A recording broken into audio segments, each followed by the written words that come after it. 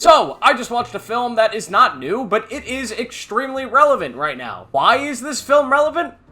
Well, because Amy Adams is in it. That's, of course. Who doesn't love Amy Adams? No, of course, the film that I'm talking about today is special for one particular reason. Let's get it out of the way. It's special because of political reasons. And listen, I am not going to talk about politics here. I do not do that on this channel.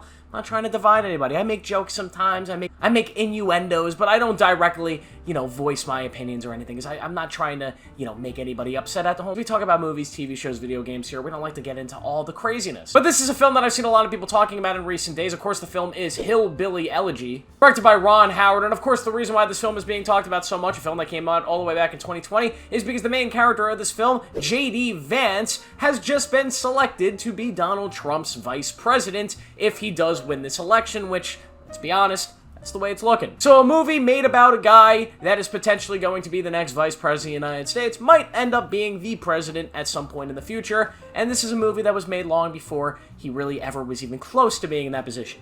Kind of an interesting thing. I've never seen anything like this. This is literally fame before kind of entering that sort of culture, and it's extremely interesting to get a bird's eye view into the life and the backstory of somebody who might be leading the free world at some point. It is incredible. So I did watch the movie last night, and I just want to talk about it from a movie point of view. Yet again, I'm not going to be getting into the politics of anything, and luckily this movie is not very political at all, so I don't have to get into the politics. So this film follows a guy named J.D. Vance, as we follow his adult self and his younger self, and we kind of watch his life unfold and how he was raised and how everything went for him. He grew up in a very small town in Ohio, and he came from a family that did not have a lot of money. They were, in fact, kind of poor. He didn't have a father. I mean, he has a father, but his father is somebody who is not in his life actively. His mother is a drug addict and just a complete mess. And him and his sister have essentially been raised by their grandma. This movie at its core is kind of about the American dream. It's about a kid who has really come from absolutely nothing, who has tried to get through those struggles and make something bigger of their life. It's showing that somebody that comes from the worst of circumstance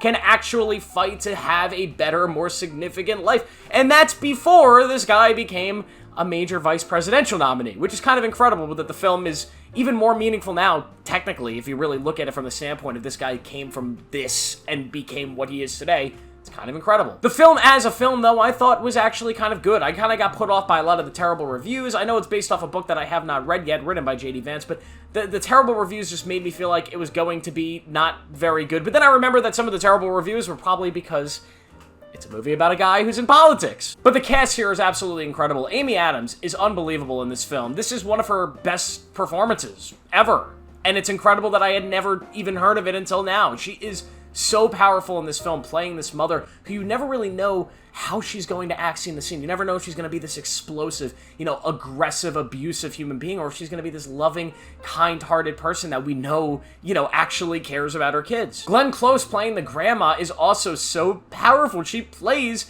the kind of grandma that everybody would want. She's just loving and caring, and she makes mistakes, and she makes mess-ups, but at the core of it, she is somebody who's trying to display her wisdom down the JD. This film does have some issues. I feel like the overall pacing of the film is kind of odd. It jumps between the present and the past. We see as JD as a kid is dealing with his childhood and his upbringing, and we see JD now, who is a law student at Yale, is kind of gripping with the results of his current president, stuff that happened in the past, trying to still deal with some stuff that may be still happening because of things in his past. And at times that pacing can be kind of unsettling, and unsettling in a way that it's not exactly clear what the film's direction is, what it is exactly trying to say, and the things it's trying to do. With the jumping back and forth, I feel like this film would have been better if it kind of just followed one path, whether following straightforward JD from his childhood, going into when he was a Yale student, or picking up exactly when he was a Yale student and just going from there and not showing both sides. I don't know if you needed both sides, because each story, the present and the past, kind of reaffirms and establishes the other one, right? So I don't know if you needed to see both. And because of that, sometimes the pacing of the film is kind of dragged down a little bit. But overall, this is a movie that I really enjoyed, and I really just wanted to jump on here and talk about it. And the main thing I wanted to talk about with it is not actually the film itself, but just how cool it is that this exists. I mean,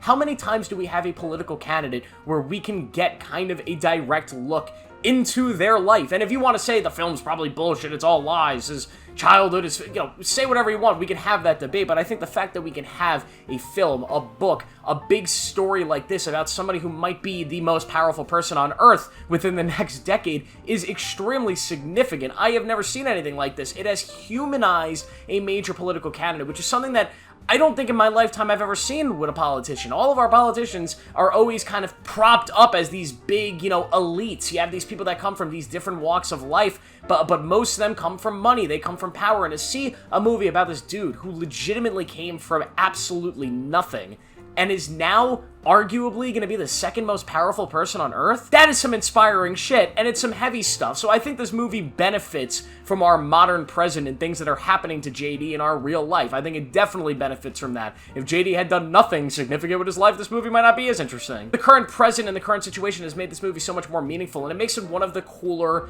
more unique films out there right now. Is it something that, as a film itself, is so amazing, so incredible, that you're just gonna never forget it? Like, no, it's an okay film at its core, but I think the larger meaning of this film, showing the story of this person who would later go on, long after this movie came out, to do these larger-than-life, and when I say larger-than-life, I mean literally these impossibly larger-than-life things, are really cool. It makes the film so special in my opinion. But that's all I really want to say about it. I don't want to talk about any of the politics stuff. I don't want to talk about anything further, but go check out this movie and make your own opinion up on everything, because that's what's great about this world. We can all have our own opinions.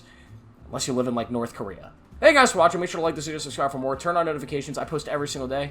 I'll see you guys in the next one.